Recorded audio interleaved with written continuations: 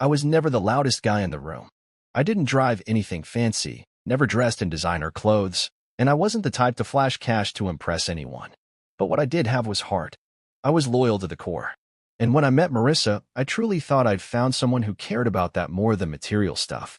Crazy enough, we met in a bookstore. She dropped a copy of The Art of War. Yeah, the irony isn't lost on me, and I picked it up for her. She laughed, said thanks, and we started chatting. It wasn't some instant fairy tale spark, but there was something about her smart, confident, funny in this magnetic kind of way. Me? I was the quieter type. A little awkward, more observant than outgoing. She told me she found that charming. So we started dating. At first, it felt like we were both all in. She'd text first. She'd call just to tell me she missed me. Said being with me made her feel safe.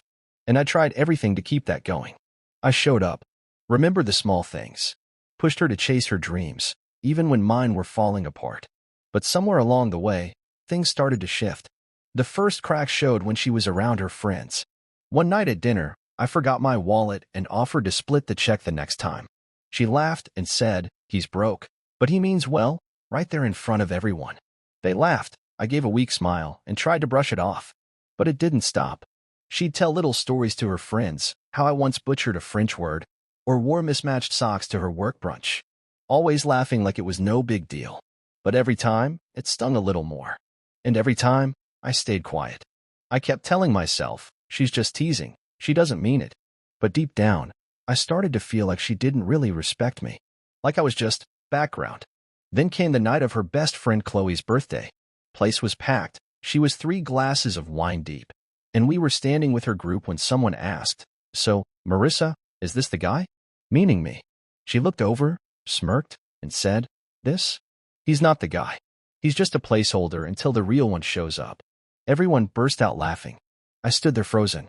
I looked at her, hoping maybe she was joking, maybe she was drunk, maybe something. But she just took a sip of her wine and kept smirking. I nodded slowly, gave a polite smile, and walked out of the party. That night, I didn't argue. I didn't text. I didn't block her. I just stopped. Stopped calling. Stopped trying. Stopped caring. For the first time in over a year, I finally put myself first. The next day, she messaged me a "Hey, where did you go?" I didn't respond. Then, "Are you mad?" Then, "Babe, you know I was just joking. Don't be dramatic." Still, I said nothing. 2 days later, she called me 12 times in a row. Left voicemails. Even came by my apartment.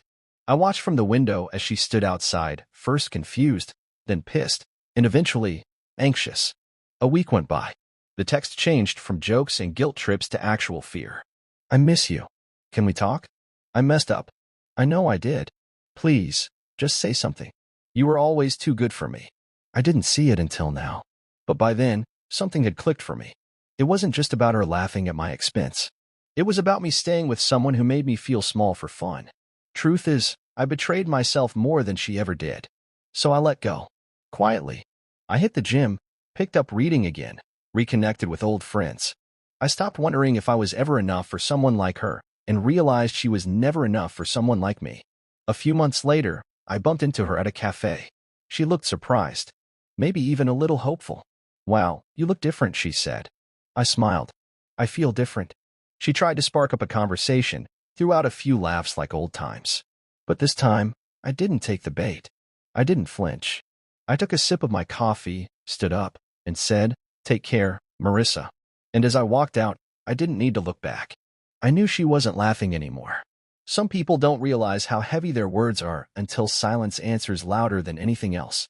Marissa thought I'd always be there, no matter how many little digs she made with a smile. But the day I stopped caring, that was the day everything changed. Not because I wanted revenge. Not because I wanted her to hurt. But because, for once, I chose me. Sometimes, the most powerful move isn't yelling or clapping back or trying to prove something. It's walking away quietly and letting them sit in the silence they used to fill with laughter at your expense.